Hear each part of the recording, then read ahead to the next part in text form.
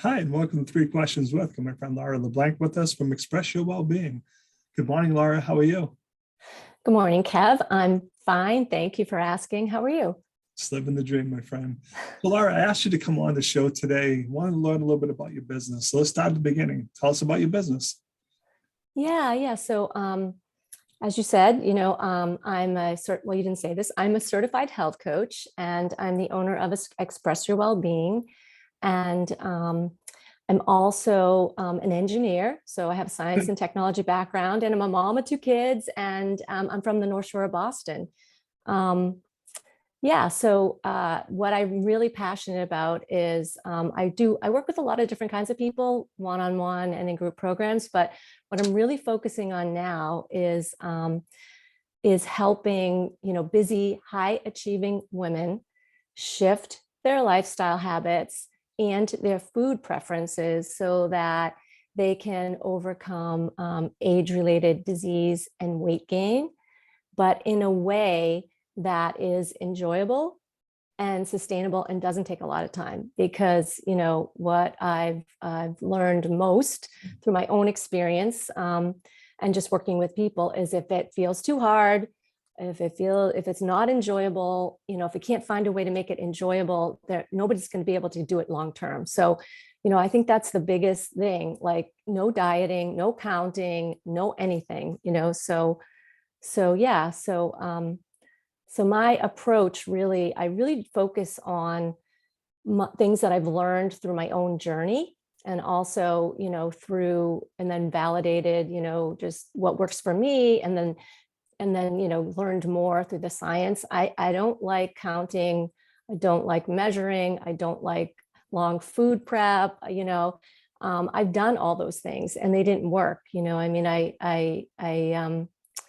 so what I found that really does work is my approach really focuses on really shifting the way people think about and experience food, because we know that it all starts with, kind of our thoughts, beliefs, and emotions. And especially when it comes to food, I find that, we have some pretty strong attachments and relationships with food, complicated, right? I mean, food is supposed to be enjoyable. Food is social, food, gives us comfort, right? We celebrate with food.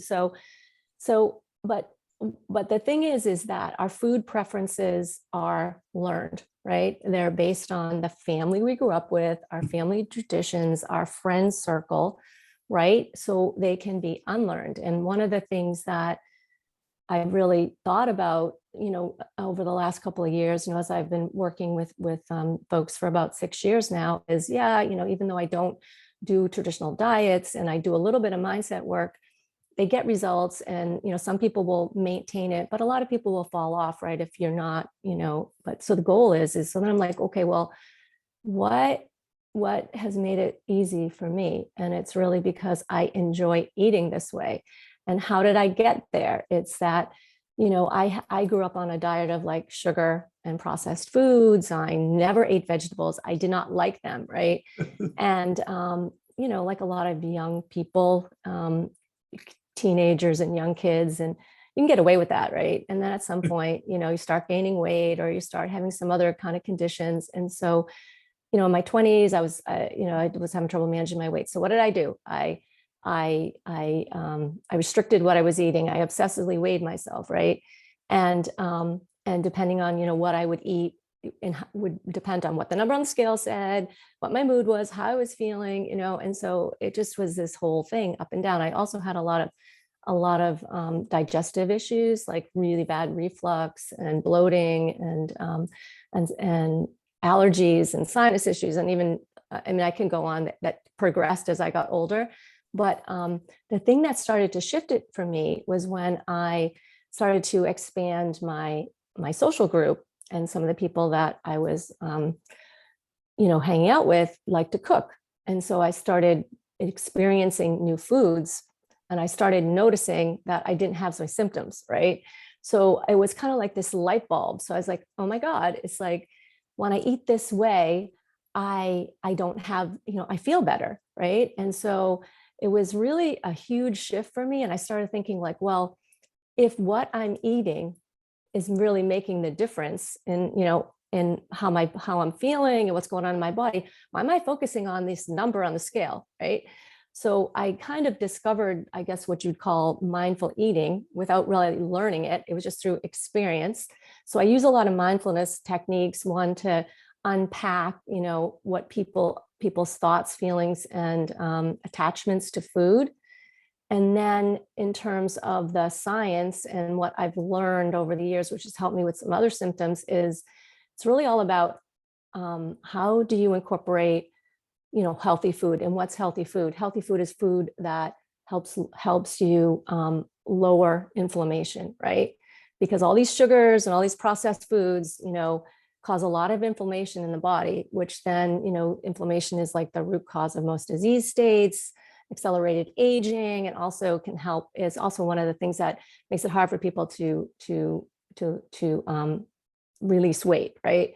The other thing that's really important is stable blood sugar, right? So how do you eat in a way where you maintain stable blood sugar? So I learned that early on, and I was still eating a lot of inflammatory foods at the time, but I learned how to just combine the foods, right, to stabilize my blood sugar, and my weight wasn't a problem. Later on, I started, as I went to my health, I think it was when I was in health coaching school, I started to really learn about what some of these chemicals were doing to my body. And as I took them out, some of my other symptoms went away. Like I had really bad, I would get really dizzy, and I had really bad allergies, and I still have sinus issues, but I'm not on allergy medicine. I haven't had a vertigo episode in a long time, so I know it's because I was sensitive to some of the things that I was eating.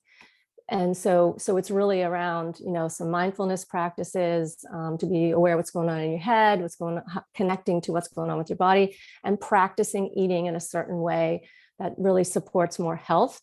But what happens is, if you're eating in that way, you're not spiking your blood sugar, right? So when you eat in a way to stabilize your blood sugar, you naturally feel more satisfied, you reduce your cravings, you have more energy, and also not only does those insulin spikes,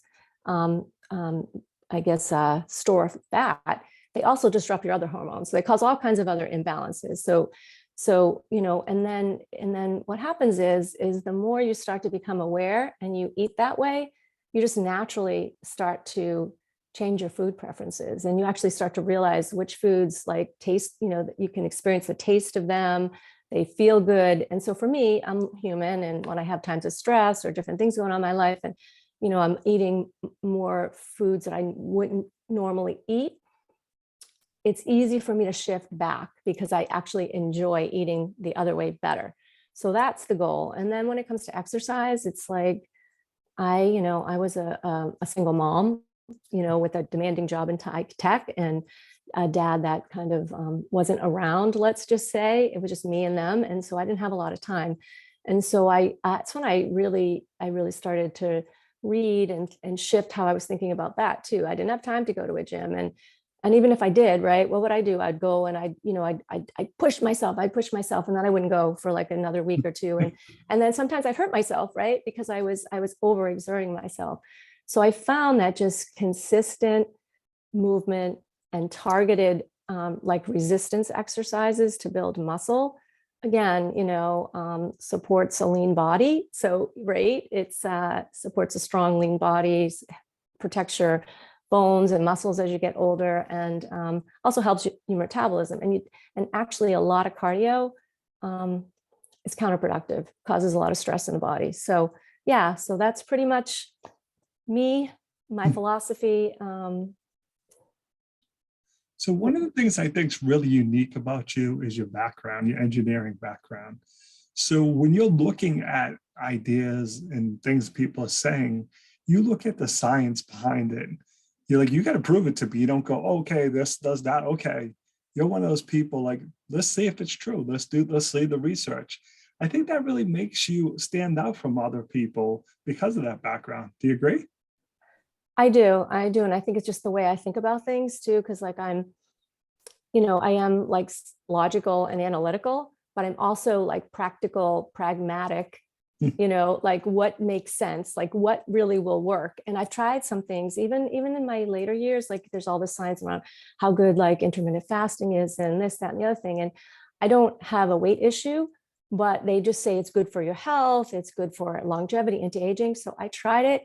I did not, it was miserable. I felt miserable, I mean, I think, again, for me, for some people it works, but for a lot of people, you're not getting enough nutrients. Again,